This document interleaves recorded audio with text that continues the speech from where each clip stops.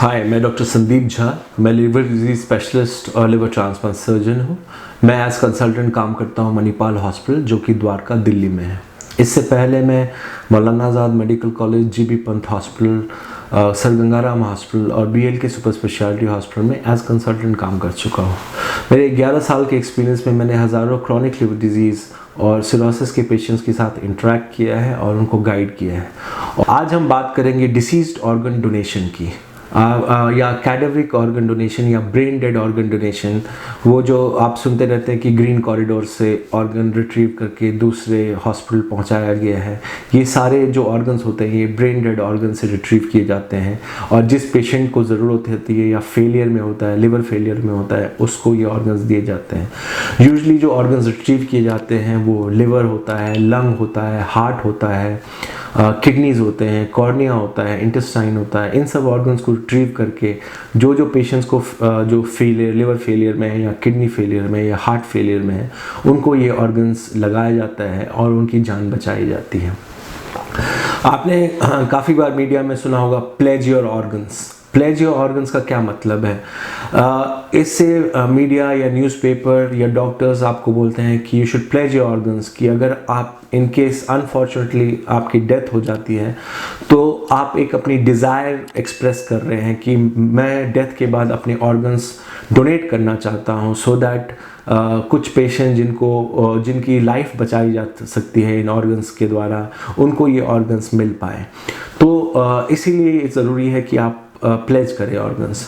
But in realistic scenario, in real life scenarios, कोई भी patient अगर आईसीयू में है, जो रोड ट्रैफिक एक्सीडेंट या सेरेब्रोवास्कुलर एक्सीडेंट्स का पेशेंट है जिसका ब्रेन डेड हो गया है, तो जब फैमिलीज, जो नियर एंड डियर रिलेटिव्स या फैमिली से बात की जाती है for organ donation, majority of the families do not agree to donate organs, and sometimes it's understandable that एक बहुत tragic loss हुआ है और पेशेंट की फैमिली बहुत ग्रीफ में होती है, बहुत सैड होती है, बहुत टेंशन में होती है, और उनके ऊपर ये ऑर्गन डोनेशन का जब बात की जाती है तो they get very upset and angry and refuse to donate organs.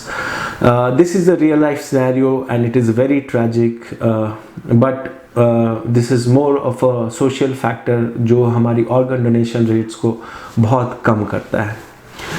अब ये ब्रेन डेथ होता क्या है? 1960s में यूएस और यूरोप में बहुत एक्सटेंसिव स्टडीज़ की गई थी, जिसमें हमें ये पता चला था कि जो ट्रेडिशनल डेफिनेशन ऑफ डेथ है उसमें अगर कार्डियक डेथ हो गया या आपकी पल्स नहीं मिल रही या सांस नहीं ले पा रहे हैं तो उसको डेथ डिक्लेयर किया गया था।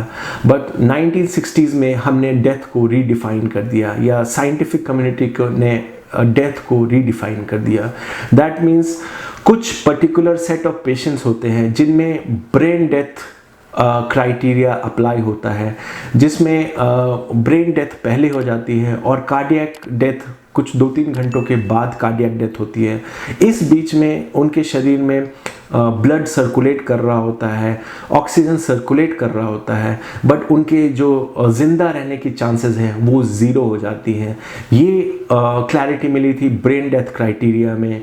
1968 में हार्वर्ड मेडिकल स्कूल ने एक लैंडमार्क पेपर पब्लिश किया था जिसमें इरिवर्सिबल कोमा को डिफाइन किया गया, और उसके बाद डिसीज्ड ऑर्गन डोनेशन और डिसीज्ड ऑर्गन ट्रांसप्लांट को एक बहुत बड़ा बूस्ट मिला था, और उसके बाद ही ये ऑर्गन्स रिट्रीव करके लिवर फेलियर या heart failure, kidney failure patients को देके उनकी जान बचाई जाने लगी, और उसके बाद इस प्रोसेस को बहुत बूस्ट मिला।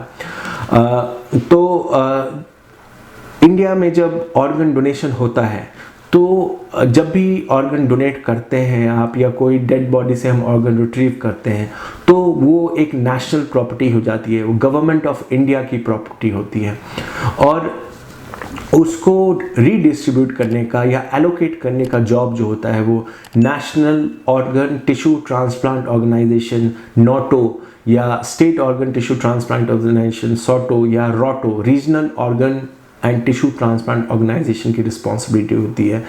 इनके बहुत strict brain dead criteria publish होते हैं। जो एक कमेटी होती है वो ब्रेन डेड क्राइटेरिया अप्रूव करती है, जिसमें क्रिटिकल केयर एनेस्थेटिस्ट होते हैं, जिसमें न्यूरोसर्जन्स होते हैं, जिसमें न्यूरोलॉजिस्ट होते हैं। वो over a period of time patient को इवैल्यूएट करते हैं जब वो आईसीयू में एडमिटेड रहते हैं कि ये ब्रेन डेथ क्राइटेरिया मीट करते हैं कि नहीं करते हैं। अगर patient brain death criteria meet करता है तो फिर उसकी फैमिली से बात की जाती है और उसकी फैमिली से परमिशन लिया जाता है कि क्या वो अपने डेड जो लव्ड वंस हैं या रिलेटिव हैं उनके ऑर्गन्स देने के लिए रेडी हैं या नहीं है। जब तक फैमिली ये कंसेंट नहीं देती है तब तक कोई भी ऑर्गेनाइजेशन हॉस्पिटल इस ऑर्गन्स को रिट्रीव नहीं कर सकता है। एंड अनफॉर्चुनेटली इंडिया में जब भी फैमिलीज को पास ये डिसीजन आता है तो they are very upset and most of the time they refuse to donate their organs. This is very unfortunate but that is इसलिए जो ऑर्गन डोनेशन रेट है वो कंट्री में बहुत पुअर है। अब ये जो नोटो ऑर्गेनाइजेशन है ये एक प्रायोरिटी लिस्ट मेंटेन करती है जिसमें जितने फेलियर के पेशेंट हैं, मान लीजिए लिवर फेलियर के पेशेंट हैं तो लिवर फेलियर के पेशेंट्स की एक लिस्ट मेंटेन करती है जिनको लिवर की ज़रूरत है। और अगर पीछे से कोई ब्रेन डेड ऑर्गन लिवर आता है तो जो उस लिस्ट में फर्स्ट कैंडिडेट है उसको वो लिवर एलोकेट किया जाता है। इस तरह से ये ऑर्गन एलोकेशन काम करता है और इसको सही से एलोकेट और रीडिस्ट्रीब्यूट करने का जो रिस्पॉन्सिबिलिटी होता है ये नोटो, रोटो या सोटो का होता है। इंडिया में ये ऑर्गेनाइजेशन रिस्पॉन्सिबल है ऑर्गन डिस्ट्रीब्यूट करने के लिए। तो ये तो बात रहे कि ये ऑर्गन डोनेशन कैसे काम करता है, बट इंडिया में ऑर्गन डोनेशन रेट बहुत पुअर है और इसकी जो इम्पॉर्टेंट फैक्टर्स हैं जो पहले मैंने बताया कि families due to social factors और community factors are not ready to donate their organs and most of the families do not give consent for organ donation. That is one of the major points. Second जो point है कि usually जो organs आते हैं वो particular group of patients होते हैं, जैसे रोड ट्रैफिक एक्सीडेंट विक्टिम्स जिनकी एक्सीडेंट के कारण उनके ब्रेन पे चोट लग गई है, या सेरेब्रोवास्कुलर एक्सीडेंट्स जो जिनके ब्लड में ब्रेन में ब्लीडिंग हो गई है और बहुत ज़्यादा ब्लीड के कारण ब्रेन इम्पैक्ट हुआ और ब्रेन डेड हो गए। इन सब पेशेंट में ये रहता है कि कुछ पेशेंट्स में ब्रेन डेड हो गया है लेकिन ब्लड सर्कुलेशन या ऑक्सीजन सर्कुलेशन अभी भी मेंटेन रहता है। तो जो भी आईसीयू जो भी ऐसा हॉस्पिटल है उसमें इन पेशेंट्स को टाइमली पहुंचना पड़ता है। तो फिर आपके पास एक good and robust ambulance system होना चाहिए कि ऐसे जितने भी रोड ट्रैफिक एक्सीडेंट्स हैं या सीवीए के पेशेंट्स हैं वो टाइमली हॉस्पिटल पहुंचाए जाए। और फिर हॉस्पिटल में ये फैसिलिटी होनी चाहिए कि वो टाइमली ब्रेन डेड डोनर्स को आइडेंटिफाई कर पाए और इनका ब्रेन डेड क्राइटेरिया के हिसाब से इनका इवैल्यूएशन कर पाए कि क्या ये ब्रेन डेड हैं और क्या ये ऑर्गन डोनेट कर सकते हैं। उसके बाद प्रोसेस आता है कि फैमिली को काउंसल करने का और कन्विंस करने का कि they give the consent for organ donation.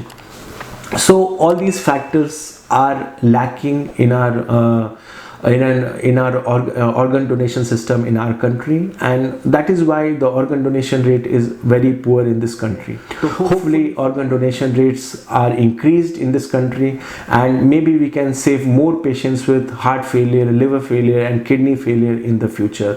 So if you have benefited या आपको लगता है कि इसमें useful information है तो आप इस वीडियो को लाइक करें, शेयर करें and सब्सक्राइब करें so that maximum number of patients can benefit from this information and they can learn from living with cirrhosis and then they can benefit from it.